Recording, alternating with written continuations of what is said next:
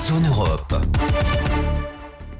Bonjour et bienvenue dans Zone Europe sur Sensation, une émission enregistrée au Parlement européen et réalisée en association avec TV78. Voici le sommaire de ce nouveau numéro. Dans quelques instants, l'eurodéputé Nicolas Bay sera mon invité, l'occasion d'évoquer le bras de fer entre l'Union européenne et la Turquie et la crise migratoire en Europe. Les pères fondateurs de l'Europe, nous vous parlerons de Paul-Henri Spaak, l'un des premiers hommes politiques à avoir eu une vision de coopération européenne. Voyagez dans l'assiette, vous découvrirez un plat typiquement britannique, le fish and chips. Les expressions populaires, pleuvoir en abondance, les Français disent pleuvoir comme vache qui pisse, pour les Grecs il pleut des pieds de chaise. Que dit-on ailleurs? C'est ce que vous verrez à la fin de cette émission. Mais avant, que fait l'Europe dans notre région? Un exemple tout de suite. Zone Europe, l'Europe dans ma région. Comment intéresser les jeunes et les personnes isolées aux questions de l'Europe et pourquoi faut-il s'intéresser à l'Europe? Bonjour à tous, je reçois aujourd'hui Olivier Janouex, chargé de mission à la Maison de l'Europe des Yvelines. Bonjour. Bonjour. Alors tout au long de l'année, la Maison de l'Europe des Yvelines organise plusieurs événements et actions autour de l'Europe. Quels sont les objectifs de la Maison de l'Europe des Yvelines? La Maison de l'Europe des Yvelines a pour objectif en fait d'informer et de renseigner et surtout de sensibiliser les gens à l'Europe. Et donc pour cela en fait on met en place différentes actions. On a des actions d'information. Donc par exemple on organise des animations dans les établissements, on fait des événements grand public. On organise aussi des projets où en fait on va envoyer des personnes par exemple en stage professionnel ou en mission de volontariat grâce aux programmes européens. Et que vous avez mis en place un nouveau projet, l'Europe on Live, LYVE. À quel besoin répond ce projet et comment a-t-il pu être mis en place? En fait, ce projet s'inscrit dans une réflexion plus globale qui a lieu au sein de l'Union européenne qui s'appelle la Conférence sur l'avenir de l'Europe, qui est un grand exercice démocratique qui est impulsé par les institutions européennes et qui vise en fait à réformer l'Union européenne et à demander l'avis des citoyens pour savoir vers quelle Europe ils souhaitent aller. Et pour cela, en fait, les institutions européennes ont mis en place des appels à projets qui permettent en fait de soutenir des associations, des organismes qui souhaitent organiser des activités au niveau local. Et donc plus concrètement, nous en fait on a répondu à un appel à projet organisé par la représentation en France de la Commission européenne. Et donc ils ont choisi de nous soutenir pour le projet Europe on Live. Alors l'objectif du projet est d'intéresser les jeunes et les gens éloignés à l'Europe et aux questions de l'Europe. Est-ce qu'aujourd'hui vous estimez que les Français ne s'intéressent pas assez à l'Europe? En fait, si les Français s'intéressent beaucoup et on se rend compte que nous, par rapport en fait aux questions qu'on reçoit, nous à la Maison de l'Europe des Yvelines, on se rend compte qu'il y a un véritable intérêt.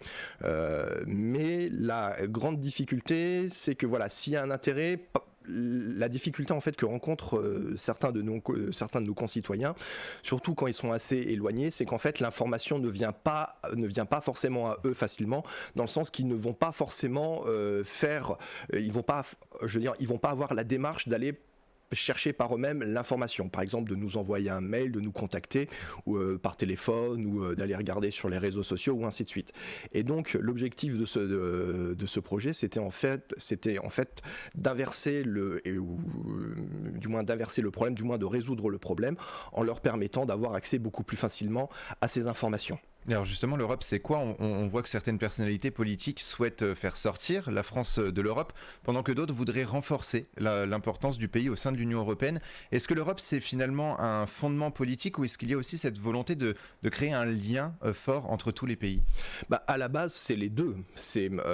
Concrètement, historiquement, quand on regarde les raisons pourquoi on a fait l'Union européenne, c'est très simple, c'est pour éviter la guerre entre les États. Alors ça peut paraître redondant pour beaucoup, mais il faut le rappeler, on a eu la Seconde Guerre mondiale, on a eu 60 millions de morts, ça a été un carnage, un carnage humain, ça a été un désastre humain et on s'est dit plus jamais ça. Et donc pour cela, on a mis en place différentes initiatives, on a eu le Conseil de l'Europe qui a pour vocation de garantir les droits de l'homme et on s'est dit, certains États ont décidé d'aller plus loin en se disant, on va essayer d'éviter que les guerres puissent réapparaître sur le territoire européen.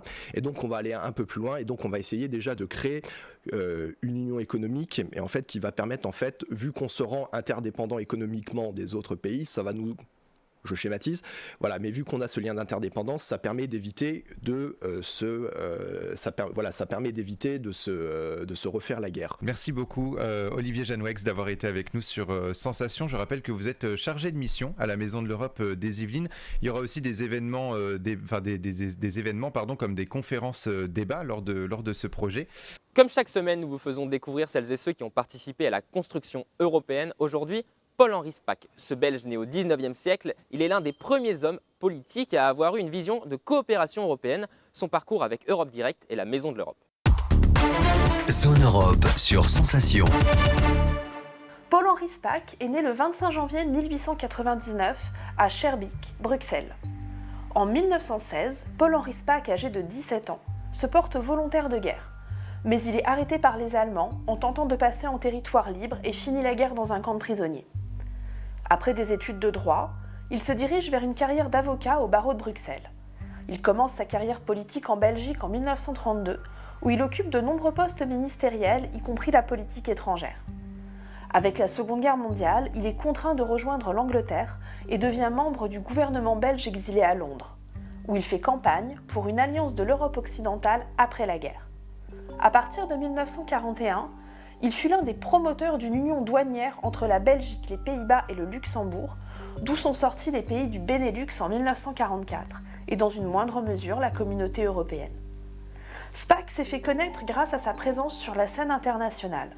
Il a été le premier président de l'Assemblée générale des Nations unies, puis de nouveau ministre et chef du gouvernement belge de 1946 à 1949 et secrétaire général de l'Organisation du traité de l'Atlantique Nord, OTAN. Il est à nouveau ministre des Affaires étrangères et rejoint le mouvement européen fondé en 1948 par des pionniers européens tels que Winston Churchill, Konrad Adenauer et Alcide de Gasperi. Le mouvement rassemble des personnalités politiques et penseurs qui veulent construire et préserver l'Europe, ancrer la Belgique dans le camp des grandes puissances occidentales en formant une alliance entre la France et la Grande-Bretagne et en l'intégrant à l'OTAN.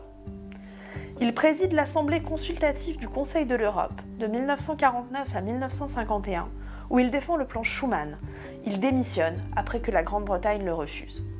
Il continuera de défendre l'approbation de la Communauté européenne de défense, CED, à la Chambre des représentants belges. Sa vision de l'Europe est qu'en créant des liens contractuels entre les pays, la paix serait maintenue.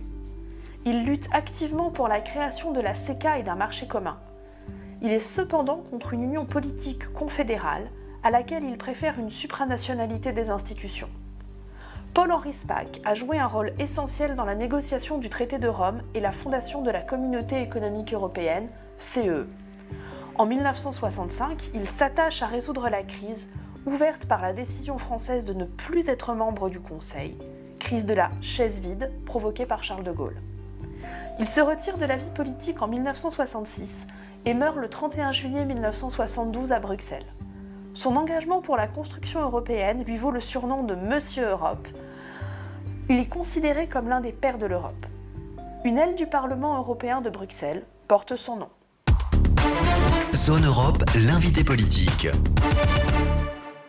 Je reçois aujourd'hui Nicolas B. Vous êtes député européen, vice-président du groupe Identité et Démocratie. Bonjour. Bonjour.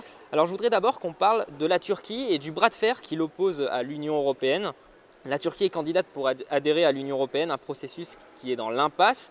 Mais la Turquie menace régulièrement l'Union européenne de laisser passer des millions de réfugiés bloqués à sa frontière. Récemment, l'Union européenne s'est accordée sur un budget de près de 14 milliards d'euros pour aider les candidats à l'adhésion à l'Union européenne, dont la Turquie. Quel est votre sentiment justement à ce sujet ? Mon sentiment, c'est que ça fait des années et des années que les citoyens européens, au travers des institutions européennes, payent des sommes considérables à la Turquie, dans l'espoir d'ailleurs de la faire adhérer, ce qui est totalement farfelu comme idée. La Turquie n'est européenne ni par son histoire, ni par sa culture, ni par sa géographie. Et par conséquent, bien sûr, nous devons avoir des relations privilégiées avec les pays qui sont immédiatement limitrophes de l'Europe, et la Turquie en fait partie, mais évidemment, elle n'a pas vocation à intégrer l'Union européenne, ou alors ça dénaturerait totalement une Union européenne dont tout le monde voit bien déjà qu'à la fois dans son fonctionnement comme de ses orientations politiques, elle est totalement en panne, et totalement, inadaptée aux enjeux et aux attentes des citoyens. La Turquie Turquie a multiplié ces dernières années, sous l'impulsion d'Erdogan, les provocations à l'égard des pays européens. Les forages illégaux dans les eaux chypriotes, les attaques contre la France directement sur une de nos frégates en Méditerranée orientale, le soutien aux factions islamistes en Syrie, le soutien aux islamistes en Libye, la déstabilisation de l'Arménie et l'hostilité à l'Arménie. Bref, la Turquie se comporte comme un adversaire. Donc il faut arrêter de traiter la Turquie comme un partenaire qui aurait vocation à intégrer l'Union européenne. On a déjà versé en 20 ans 50 milliards d'euros à la Turquie, au travers des fonds de préadhésion, au travers des fonds de contrôle de l'immigration et au travers des investissements de la Banque européenne d'investissement. Donc il faut sortir de ce schéma-là. Il faut sortir de l'impasse, puisqu'on voit bien que Erdogan fait du chantage. Eh bien, il faut mettre en œuvre des sanctions. Il faut mettre en œuvre des mesures de rétorsion. Par exemple, la Turquie est en union douanière avec l'Union européenne depuis 1995. Ça lui permet de faire un gros volume de son commerce extérieur vers le marché européen. Eh bien, supprimons ou remettons en cause cette union douanière, je pense que ça calmera les ardeurs d'Erdogan. Voilà. On a des moyens de rétorsion. Simplement, quand Ursula von der Leyen et Charles Michel viennent au nom des institutions européennes à Ankara, ils sont humiliés par Erdogan et ils sont incapables de tenir un discours de fermeté. Voilà. Vous pensez que là, il faut réagir tout de suite? Bien sûr, il faut avec beaucoup de fermeté. Et dire clairement que non seulement on n'accepte pas le chantage migratoire, qu'on va renforcer nos frontières extérieures, mais que de surcroît, on va traiter la Turquie comme un adversaire, si elle se comporte comme un adversaire.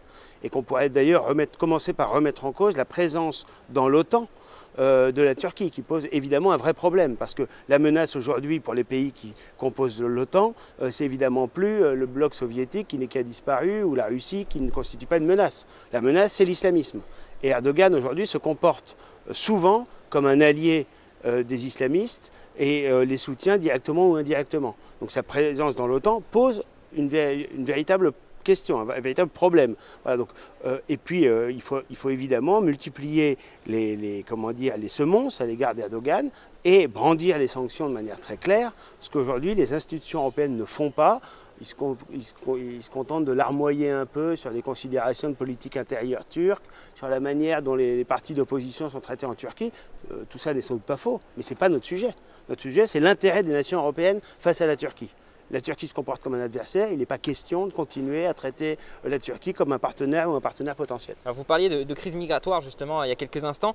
Il y a quelques semaines, 8000 migrants sont arrivés à Ceuta, une enclave espagnole au nord du Maroc. Une majorité de ces migrants a été expulsés au Maroc. Vous avez déclaré que l'Union européenne et le gouvernement socialiste espagnol sont incapables de protéger les frontières extérieures. Mais vous y voyez aussi un chantage migratoire de la part du Maroc. Comment est-ce que vous expliquez que le Maroc rentre aussi dans ce bras de fer? Oui, c'est assez dommage, mais ce n'est pas étonnant parce qu'en réalité, le Maroc n'a pas accepté, et ça on peut le comprendre, que le gouvernement socialiste espagnol accueille l'une des figures du Front Polisario, qui est une organisation terroriste soutenue par l'Algérie, qui remet en cause l'intégrité territoriale marocaine sur le Sahara occidental. Et donc, évidemment, le fait que l'Espagne accueille une personnalité du Front Polisario a énervé les Marocains. Et comme ils voient l'exemple d'Erdogan qui fait du chantage migratoire et ça marche, eh bien, ils ont essayé d'en faire autant sur cette enclave de Ceuta, qui, il faut bien l'expliquer, est en réalité une enclave espagnole sur le continent africain, c'est-à-dire sur le territoire marocain en quelque sorte, de l'autre côté du détroit de Gibraltar. Donc c'était assez aisé de faire du chantage migratoire et d'envoyer des migrants sur Ceuta, mais là encore, l'Union européenne se révèle totalement défaillante parce qu'il n'y a aucune réaction de fermeté. Il faut être capable de protéger les frontières extérieures et il faut sortir de la logique de la libre circulation totale, qui aboutit non seulement à avoir nos frontières extérieures insuffisamment protégées, mais à avoir ça, c'est les solutions que vous proposez. Voilà, mais avoir de surcroît aujourd'hui une libre circulation totale à l'intérieur du continent européen à cause de Schengen, qui fait que celui qui parvient à entrer n'importe où sur le sol européen, que ce soit par l'Espagne, que ce soit par l'Italie, que ce soit par la Grèce ou par la route des Balkans, et bien ensuite il peut s'égayer dans la nature, circuler librement, avec souvent la certitude d'être tôt ou tard régularisé, de ne jamais être inquiété, de ne jamais être expulsé. Vous pensez Et que du coup, ça le alimente traité de la pompe. Schengen devrait être remodelé ou en tout cas rediscuté? Oui, bien sûr. Les accords de Schengen, ils ont été mis en œuvre en 1996. Aujourd'hui, on voit bien que cette libre circulation des hommes, qui est une idée séduisante, eh bien, ça aboutit à la libre circulation des clandestins, à la libre Certains en circulation profitent. parfois des terroristes, à la libre circulation aussi des armes et des trafics divers. Et donc, il faut rétablir des contrôles aux frontières. Ça ne veut pas dire qu'elles sont systématiquement fermées, bien sûr.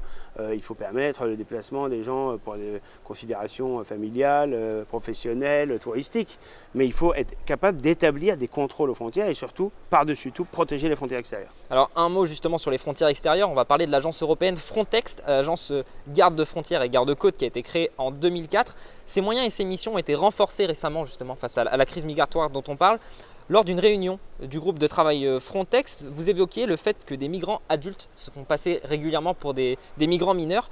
Comment est-ce qu'on peut faire pour lutter contre ça? Est-ce qu'on peut vraiment lutter contre ça? Il y a plusieurs choses. D'abord, Frontex a une mission, c'est protéger les frontières extérieures en soutien aux États membres, c'est-à-dire en soutien aux gardes-côtes et aux gardes-frontières des États membres.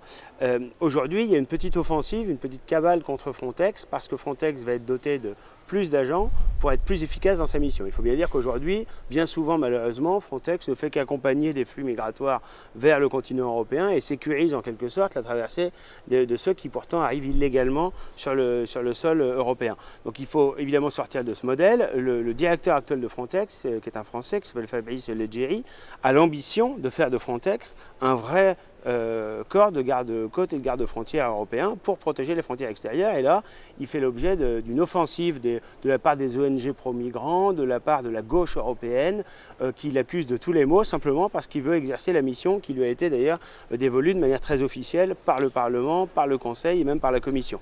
Donc évidemment, il faut renforcer Frontex. Il faut renforcer de manière générale le contrôle de nos frontières extérieures. S'agissant des migrants mineurs, on nous parle toujours de mineurs isolés. On sait que beaucoup de ceux qui se prétendent mineurs ne le sont pas. Ils sont souvent majeurs, parfois depuis plusieurs années. Et comment est-ce qu'on peut le savoir? Eh bien, il faut pratiquer des tests osseux ou des tests dentaires. C'est assez aisé. On peut l'imposer, ça? Ça ne pose pas de difficulté, bien sûr. Il faut le prévoir dans la législation. Ça ne pose aucune difficulté. Ça n'est pas attentatoire à la dignité de qui que ce soit. Et ça permettrait justement aussi de protéger ceux qui sont réellement des mineurs.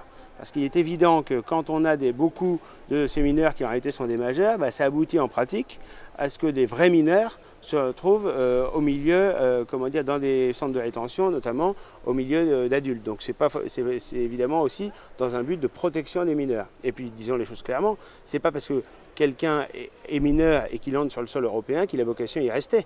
Il a vocation à ce qu'on applique le regroupement familial.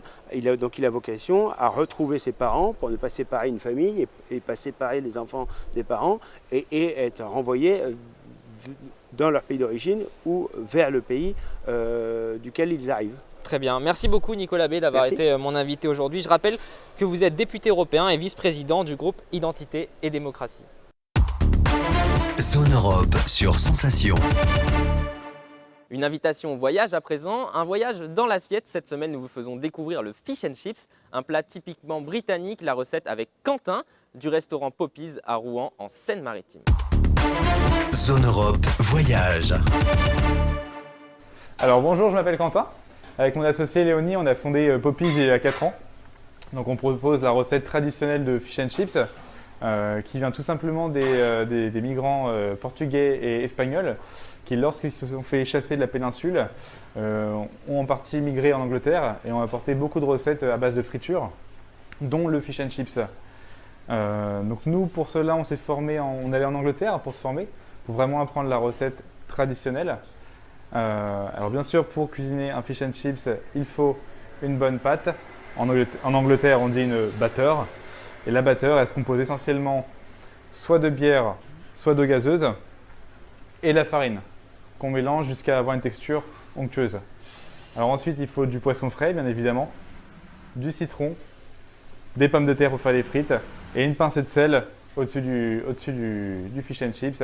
Et après, les puristes diront qu'il faut prendre du vinaigre de Malte, qui est un vinaigre particulier qui rajoute une saveur vraiment, vraiment exquise au poisson.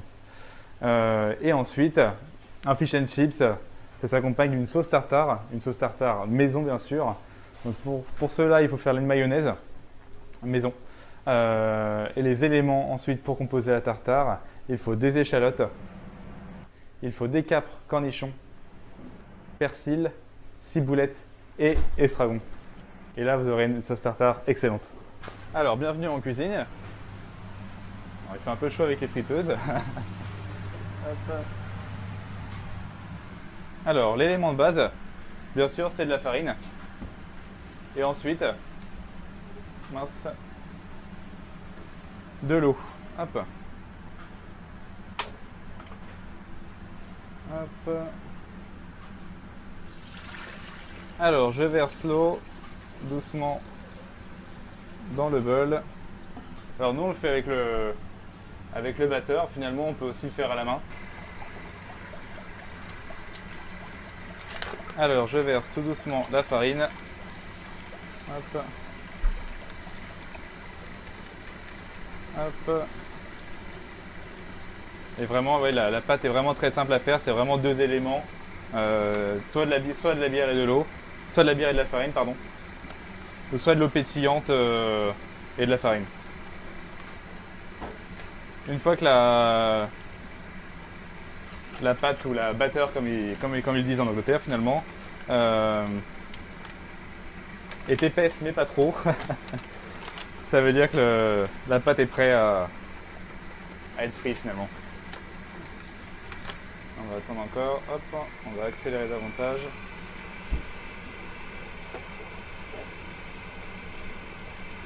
Et là,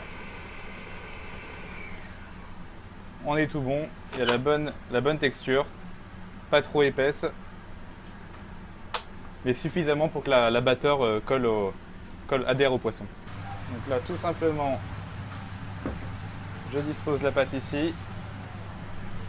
Je vérifie que la friteuse est bien à température. Hop. Donc à 180 degrés de préférence. Et là, le poisson il est ici. Donc c'est de l'arrivage de ce matin. Aujourd'hui ça va être du filet de merlu. On peut aussi très bien utiliser du filet de cabillaud ou un autre filet, ça peut être du lieu jaune. Ou encore même du dos si on veut. Hop.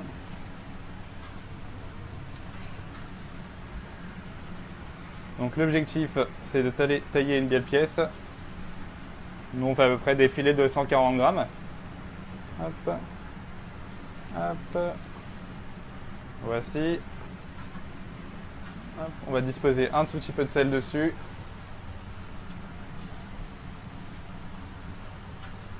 Et c'est tout. L'idée c'est de le badigeonner de farine pour que la pâte adhère au poisson. Hop. Donc voilà, on retourne bien le poisson pour qu'il y en ait partout. On tapote un peu pour pas qu'il y ait un excès de farine. Et tout simplement, on va tremper le poisson dans la pâte, dans la panure. Hop. Voici, on laisse écouler légèrement. Et hop, on peut verser tranquillement dans la friteuse. Et voilà, la magie opère. Donc voilà, l'idée c'est d'attendre 6 minutes. On va pouvoir faire cuire les frites en même temps. Alors voilà, une fois que la panure commence à être dorée, les frites également, on va pouvoir sortir et dresser une assiette. Je dispose du jus de citron. Hop. Tac. Et là, voici un fish and chips à l'anglaise. Hop. Et voilà. Prêt à être dégusté. Alors voilà, le fish and chips c'est en assiette et maintenant vous allez m'accompagner pour faire la tartare. Alors pour faire la tartare, on a besoin des œufs premièrement. Hop. On va les blanchir dans le robot. Hop. Une fois que les œufs sont blanchis, on va pouvoir ajouter le jus de citron.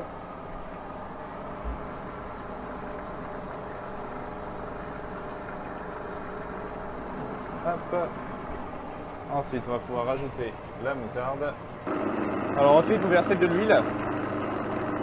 Vous continuez de verser de l'huile jusqu'à ce que la mayonnaise soit ferme.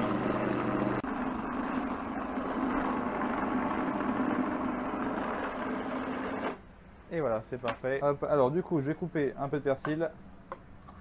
Hop. Donc on peut le hacher grossièrement. Hop. On le met directement sur la mayonnaise. La ciboulette, pareil.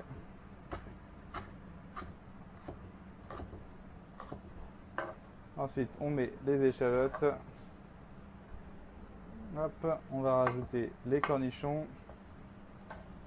Donc je coupe grossièrement parce que c'est la machine qui va mixer et faire des morceaux un peu plus fins. Les capres, je les verse directement dedans. Ensuite, je mets l'estragon, le sel et poivre. Hop. On va finir par mélanger le tout. Hop. Une fois que le mélange est homogène, on va pouvoir arrêter la machine. Hop. On va prendre la sauce tartare, qui est la sauce indispensable pour accompagner le fish, comme les frites. Hop, voici. Et c'est prêt à être servi. Bon appétit! Les expressions populaires pleuvoir en abondance, les Français disent pleuvoir comme vache qui pisse. Pour les Grecs, il pleut des pieds de chaise, que dit-on ailleurs? Regardez. Zone Europe, expression d'ici et d'ailleurs. En Allemagne, on dit Es regnet Katzen und Hunde, ce qui signifie il pleut des chats et des chiens. En Italie, on dit piovere a catinelle, cela signifie pleuvoir à cuvette.